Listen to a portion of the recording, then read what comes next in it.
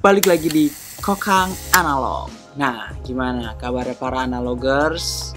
Semoga kalian semua baik-baik aja.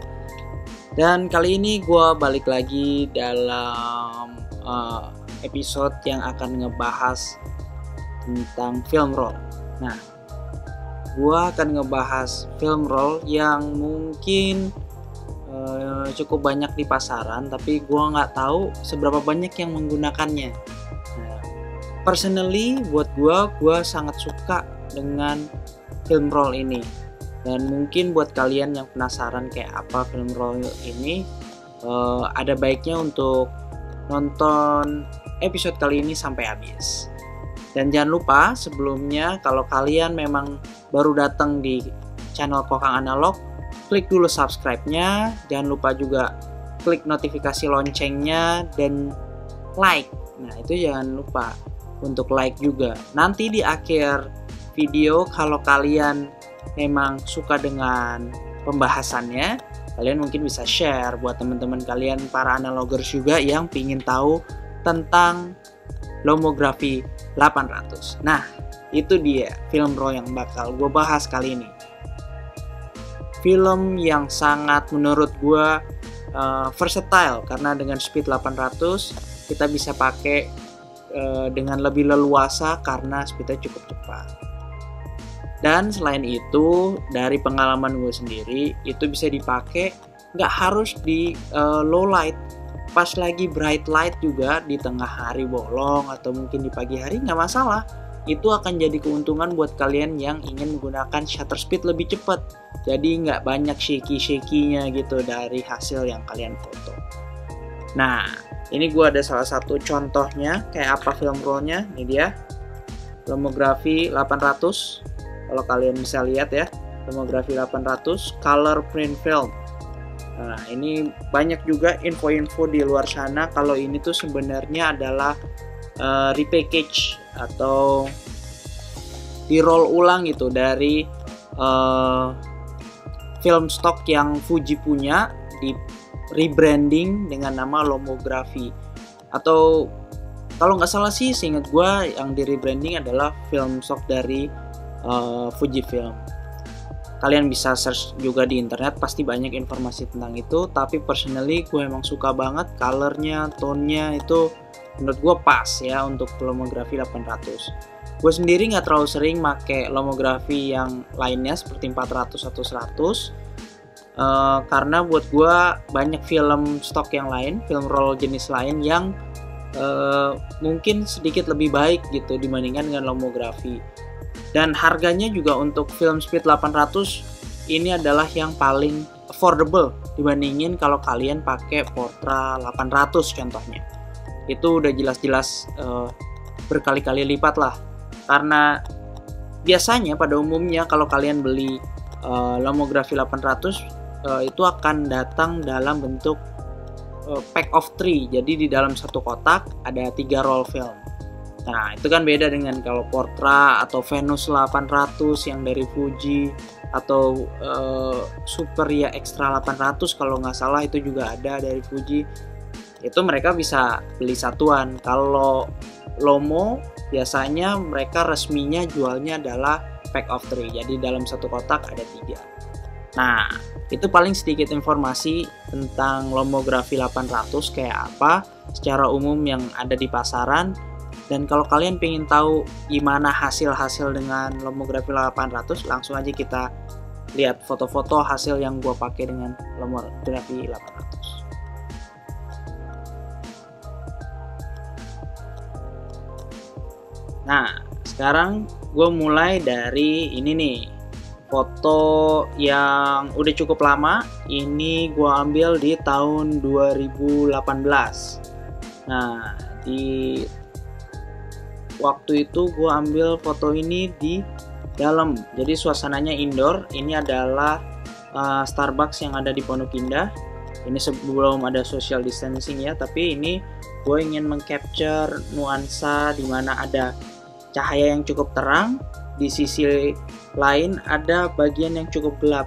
Dan dengan Lomography 800 ini gue bisa mendapatkan keseimbangan dari dua cahaya itu.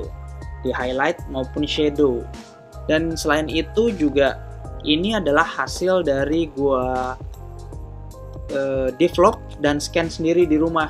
Jadi menurut gua ini not bad ya, dari hasil yang gua cuci sendiri dan scan sendiri, hasilnya cukup memuaskan buat gua. Dan secara tone overall ini sebelum diedit benar-benar pure, setelah cuci langsung scan dan ini hasilnya.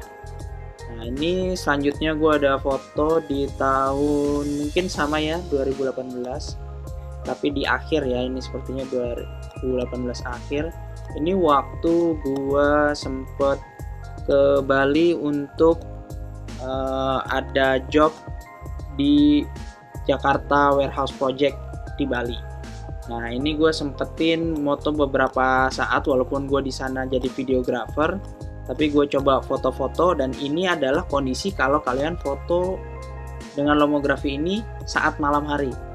Colornya semua keluar tanpa harus ada nuansa-nuansa tungsten kalau kayak pakai apa ya itu namanya CineStill. Nah ini tuh bener-bener pure, jadi nggak perlu pakai filter, nggak perlu diedit lagi, dan ini yang kalian langsung dapatkan. Ini menurut gua secara color ini juga masih dari suasana di Jakarta Warehouse Project di Bali, DWP di Bali. Ini ada light streak segala macam. Ini menurut gua ini cukup menarik dan colornya semua pop up gitu, tanpa ada yang kehilangan warna aslinya. Habis itu di saat yang bersamaan sebelum gue datang acaranya, di tempat penginapan gue sempetin ada arsitektur atau struktur dari villa yang gue tempatin itu cukup unik, dan gue coba foto dan ini hasilnya. Dan ini bener-bener terang. Kalau buat kalian para analogers yang pernah ke Bali pasti tahu gimana panasnya Bali di saat siang hari, dan ini yang gue dapetin. Di situ juga ada ini namanya awan, langit biru, bener-bener cerah, tapi semuanya solid, nggak ada yang terlalu terang atau terlalu gelap, semuanya spot on. Ya ini selain metering yang tepat, dan ini juga membuktikan bahwa latitude atau rentang cahaya yang ada di film Lomography 800 ini cukup baik, sehingga kita santai untuk bisa dipakai di pagi, siang, sore, malam, itu semua bisa dipakai. Dan ini yang paling baru adalah foto-foto yang gue ambil untuk sepupu gue saat acara akad nikah. Nah ini adalah mempelai prianya yang lagi dalam persiapan. Ini juga ada sebelum acaranya, ada Ustadz Maulana nih ya, jamaah semuanya ada di sini nih. Kita lihat warna hijaunya juga nggak terlalu norak. Dia nyambung juga dengan pakaian Pak Ustadz yang hijau. Kita bisa lihat ya, rendering colornya itu oke banget. Ini juga kalau untuk yang acara akad nikah ini, roll ini didevelop oleh Sub and Film ya. Jadi gua nggak develop sendiri. Tapi untuk yang tadi itu semua gua develop sendiri. Dan kita bisa lihat juga ini cahaya terang banget. Sama seperti waktu yang di Bali, ini gue pengen ngasih tahu bahwa speed 800 untuk film roll itu nggak masalah, nggak wajib untuk dipakai di dalam ruangan saja atau untuk keadaan gelap saja, low light, tapi bisa juga dipakai di area yang cukup bright. Tinggal gimana kita bisa mastiin meteringnya yang tepat. Seperti ini semi outdoor, jadi sebenarnya masih indoor tapi ada cahaya-cahaya dari luar yang masuk ke dalam. Jadi ada bagian yang highlight, ada yang shadow, dan semua bisa terinterpretasi atau tercover dengan baik oleh film rollnya. Jadi nggak ada yang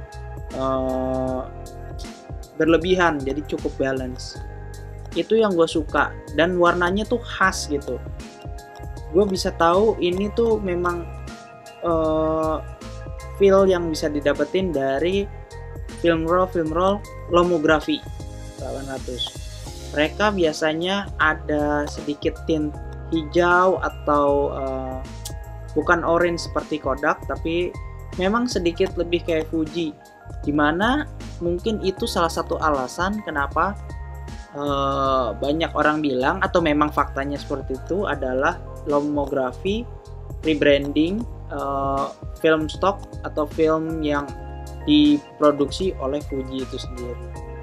Nah, buat kalian yang pingin tahu perbedaannya antara lomografi 800 dengan Portra 800, kalian bisa tinggalin komen. Kalau kalian mau, gue akan bikin video komparasi foto-foto yang gue ambil dengan Portra 800 dan lomografi 800. Gue sangat suka speed 800 karena menurut gue kebanyakan kamera analog itu cukup sulit dipergunakan di area indoor. Dengan speed 800 gue punya keyakinan bahwa gue bisa menggunakan shutter speed yang lebih cepat.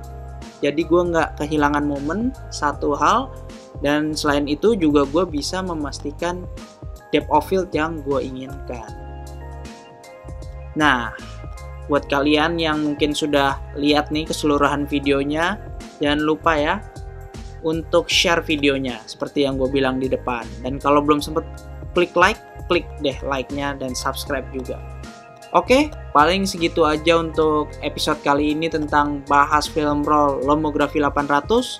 Sampai jumpa di episode berikutnya. Jangan lupa untuk tetap motret dan salam kokang analog.